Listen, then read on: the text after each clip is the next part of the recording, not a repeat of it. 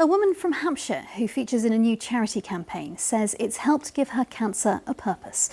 Hannah Gretton from Milton-on-Sea was diagnosed with breast cancer at the beginning of the year. She was later asked to help with a drive to raise awareness of new research breakthroughs.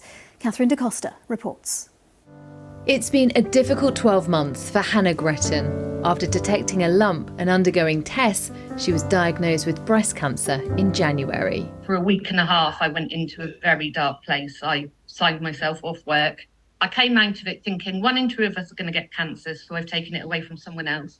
I had very, very long hair down to my waist, and I knew I wanted to shave it all off and give it to the Little Princess Trust. And I also knew I wanted to do a lot of fundraising so that my cancer had a purpose. So rather than it controlling me and being all-consuming, that actually I had some control over it.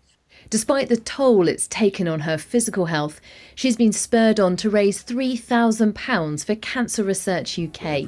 When her oncologist asked if she'd like to appear in a new ad campaign, she jumped at the chance. Even before he finished his sentence, I was like, of course I'm going to be on the advert, and as long as you're in it.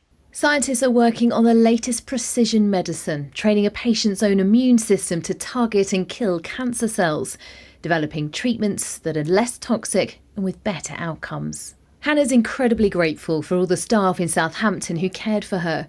She got the all clear in September and was determined to enjoy this Christmas with her parents. It's been very different because I've always had to work Christmas Eve, which is my mum's birthday, and Christmas and Boxing Day. So this year we've just done something completely different and come away as a family, me, mum and dad, to the Isle of Wight, and just had 5 lovely days away from everything and just creating new memories because it's really important.